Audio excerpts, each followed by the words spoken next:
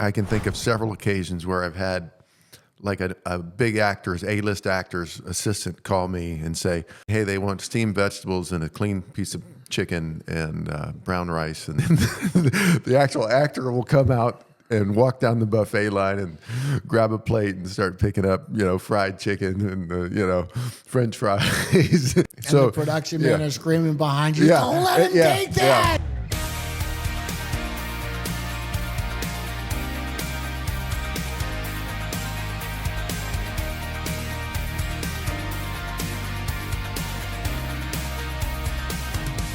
Hey, good morning. I'm Jim Hanna. I'm with Joe Hanna. We're the two owners of Hanna Brothers Catering.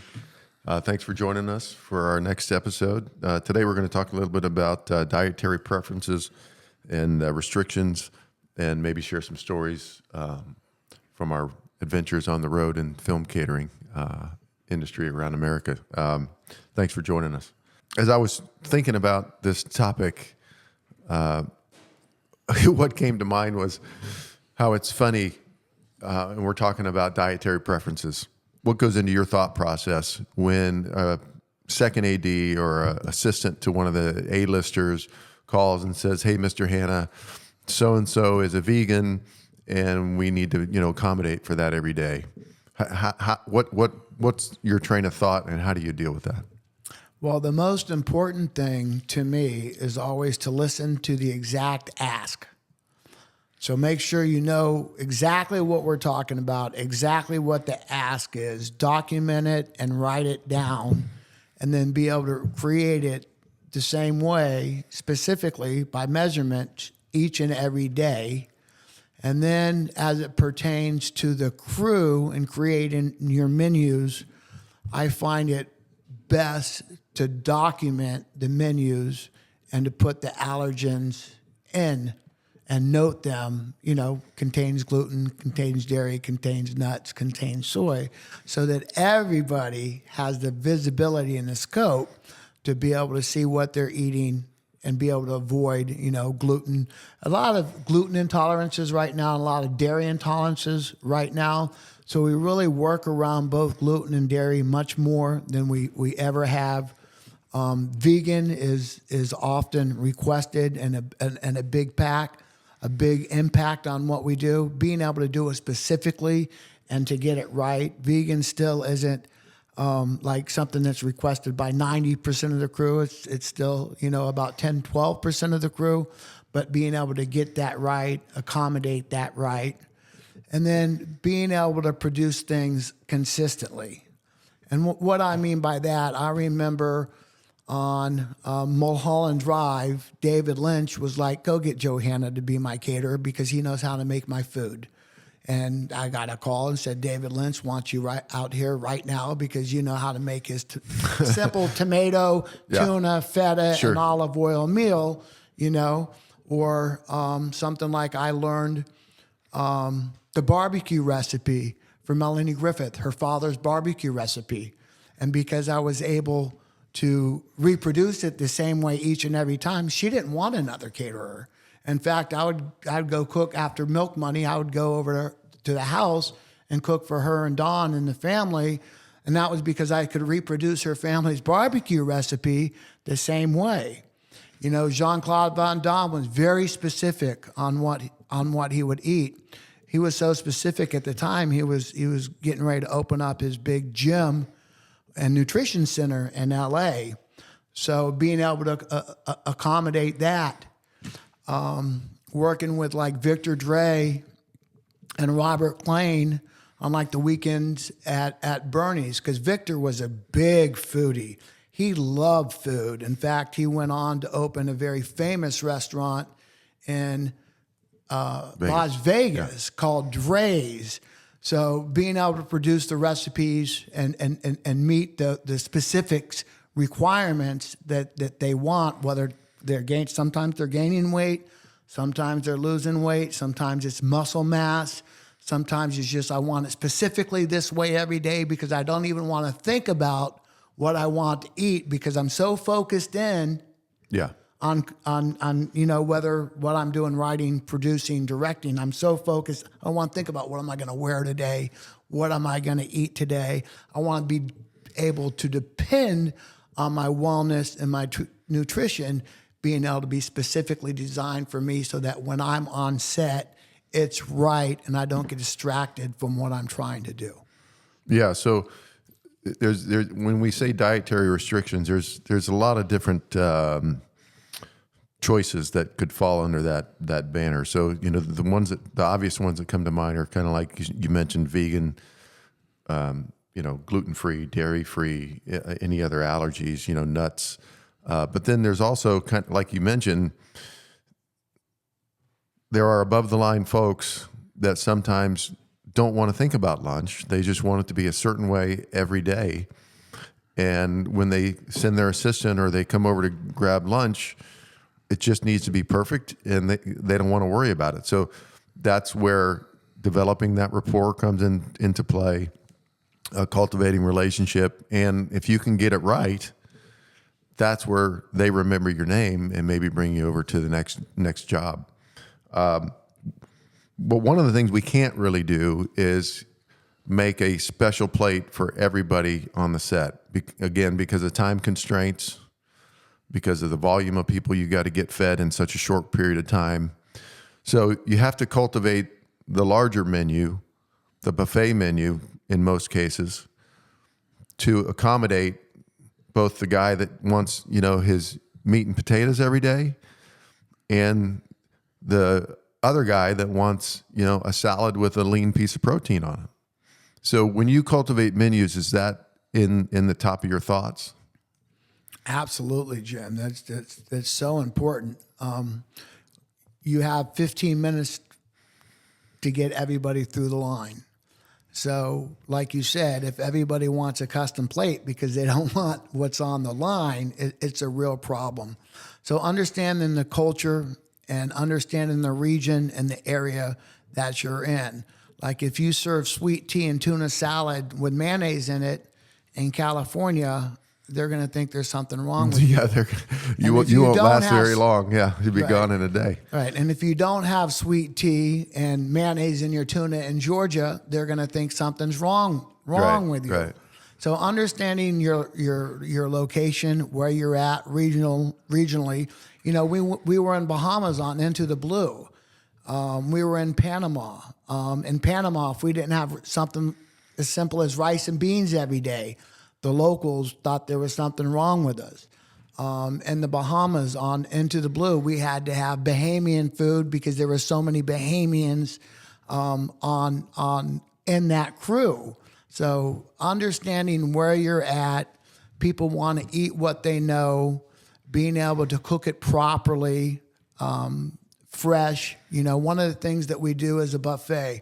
And I'll tell you, anybody can do a buffet, but doing a high quality, consistent, to the minute, fresh to the minute buffet and doing a buffet are two different things. Now, you can cook your food, at 10 o'clock, put it in a hot box and serve it at 12 or 1 o'clock, but everything's been sitting 2 or 3 hours. Or you can cook, you can have a hot grill ready to put your steaks on and a hot pan ready to put your fish on and a hot flat top ready to put your chicken on, 15 to 20 minutes before the crew comes, and you're still giving them fresh, to the minute, cooked food, which makes all the difference in the world, as you know, and the quality and integrity and the consistency of the product. And then once we started documenting the ingredients and the allergens and printing the menus on a daily basis, showing the allergens, it was very impactful. And then meeting with the above the lines assistants before production starts, understanding the ask, documenting the ask exactly, and then specifically creating the ask each day specifically so that they're able to continue focusing on what it is that they're doing, directing, producing, creating, instead of I have to have my, people want to take their wellness and nutrition for granted, but if it's not right, it's a big problem. And when it is right, it's not like whistles and sparklers and fireworks are going to go off. They expect it to be right. Yeah, right. So you have to understand that. That's the culture. You can't be out there expecting a pat on the back because you made somebody's food right. That's your job. Yeah. You need to understand that going in. We're in a very specific profession where there's going to be a lot of diversity and a lot of ask and a lot of changes, because that's what a movie set is. It's a lot of changes throughout the day. Yeah, most of the time, if you get it right, the reward is you don't hear don't hear anything. nothing. Right. Right. But when you get it wrong is You're when getting when, egged. when you're getting a phone call. Right. Right. Yeah.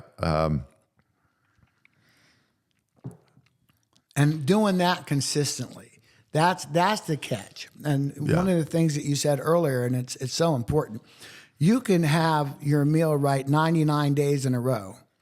And then the one day that you don't get it right, they don't remember, nobody did, because it's so intimate. Your wellness and nutrition at breakfast, lunch, and dinner is so personal and so close to you that you expect it to be right. And when it's right, you just don't say nothing. But when it's wrong, you say a lot. You know it, yeah.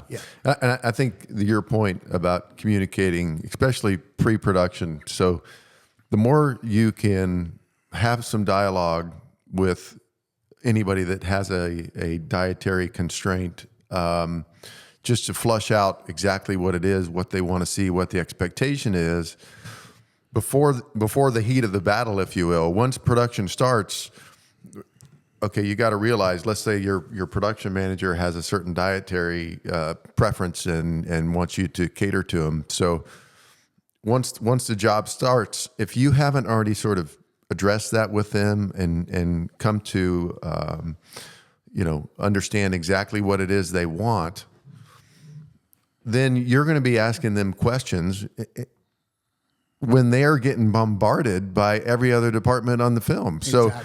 So you're talking about, once production starts rolling, the camera starts rolling, folks are working, as hard as they can. As hard as they can, 14, 15, 16 hours a day. They're not getting a lot of sleep. It is full-fledged, let's make this movie. So the less you have to talk to somebody while the action is going on, the better. So if you can get their ear, make sure you understand what the ask is prior to the film starting, then it becomes something they don't have to worry about. And again, I mentioned this in our last episode, but you want catering to be something that you don't get phone calls about. If you're the production manager, you don't want to be getting calls about catering. You want to be dealing with your actors in locations and making sure everybody's on time and hitting your financial numbers. You don't want to worry about, hey, did this guy get a hamburger that was burnt today? That needs to be the last thing you have to worry about. So that's why when you hire us, we understand that, and it's one of our goals is to make it so that once you hire us, you don't have to think about catering anymore. In building up a repertoire around these vegan, gluten-free, dairy-free items, are you finding that you're using a lot of like substitute products? Is there like a recipe book, a go-to kind of thing? You have some go-to items that you have liked to use over the years, or what's your thoughts there? Well, I like a lot of avocado because it's such good fat. Salmon right now is extremely popular, of course, not with the vegan, but with the healthy eaters, just because of the content of their fats. Naturally sourced fruits and vegetables and foods indigenous, honey's indigenous to the specific areas. And then, yes, I have a couple vegan cookbooks that I really like that have some excellent recipes that we can reproduce at a very high level. One of my favorite vegan recipes is, and it's going to seem real simple, but it's just awesome. It's just a little shepherd's pie. It's just a fantastic dish. It's super healthy, and it's vegan, and it's one of my highly dependable go-to vegan recipes. As we're about to be in smack dab middle of summer here, where it's going to be brutally hot, and I know you just came back from Miami where it was very hot. And we're talking about menu planning and dietary requests. Talk a little bit about flexing and adjusting your menu based on sort of the temperature or where you're at. So like when we were doing Home Alone 3 in Chicago in the middle of the winter, we're thinking more along the lines of soups and stews and hearty stuff that, will kind of stick to your gut a little bit and kind of keep you warm. But when you're thinking, Miami in the middle of the summer and you're working on the asphalt down there, you're thinking real light fare, watermelon and, lots of lean vegetables and salads that don't have heavy dressings. But along those lines, continue sort of that thought. What's your thought there? Yes, great question. So I'll go to the regions that you were talking about. So in the winter in Chicago, people want comfort food. You can use butter. You can use cream. You can make, biscuits and gravy. You can make a good meatloaf with mashed potatoes. And then when you come to Atlanta, Georgia, and you're in the summer, they want fresh stuff. You don't use a lot of mayonnaises. You use a lot of fresh fruits and vegetables. Your vegetables that you're cooking, you're steaming them. You may use a little bit of avocado oil and sea salt on it, but you're certainly not putting any butters and creams. You're doing a lot of beans, just legumes. That's just healthy proteins for your vegans and your vegetarians. It's more jicama salads and tomato salads and hearts of palm salads without mayonnaise, marinated vegetables, grilled chickens, brown rice, grilled salmons, sweet potatoes, really avoiding the butter and the cream and the cheeses and the macaroni. Well, you really can't avoid macaroni and cheese in Georgia. But, you have to have some macaroni and cheese. We like some macaroni and cheese in Georgia. And fried chicken while you're in Georgia. But understanding the temperature and the areas that you're at. So in Georgia, in the summer, hydration is a big part of it. So, we'll have some smoothie bars. We'll have different flavored waters. It'll be lots of fruits. It'll be lots of clean steamed vegetables. And then your proteins won't be so heavy either. So, instead of like making a chicken piccata, you would do like a grilled Italian chicken breast. Or instead of doing, like a shrimp scampi, you would do a shrimp sauteed with white wine, tomatoes, olive oil, basil, and garlic. Yeah. You would just keep it cleaner and lighter. Sure. And then the hydration. Sure. Lots of strawberries, lots of watermelon, lots of flavored waters, smoothies, fruits, just to cool them down.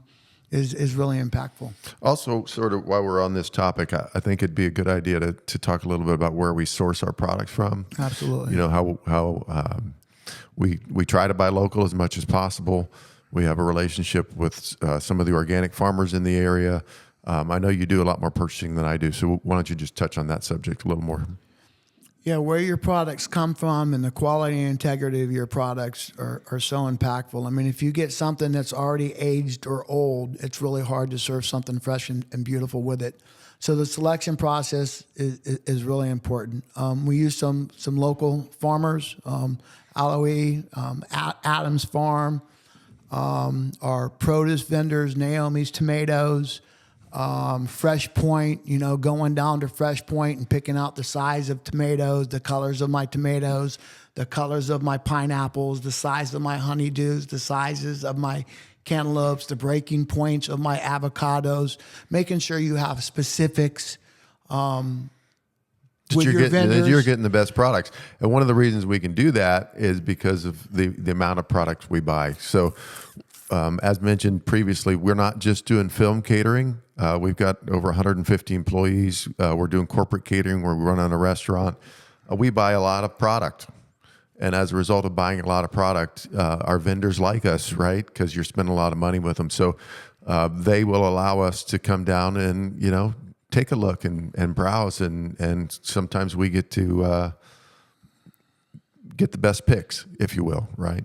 And couple that with the fact that we've been in business as long as we've been in business, we've established relationships with vendors all over the country, and we've been able to pick and choose some of the best. So we've got relationships with seafood vendors in Miami and Louisiana and Maine that get it right from the dock and ship it straight to us. So I think that is again one of our differentiators, and why if you start with a wonderful product, it's a lot easier to end up with a wonderful product than if you start with inputs that are maybe subpar. So important. Yeah. So again, want to just say thanks for joining us today to talk a little bit about diets and share some stories with us from the film set. We hope you enjoyed it, and we'll see you on the next one. Remember, you are what you eat.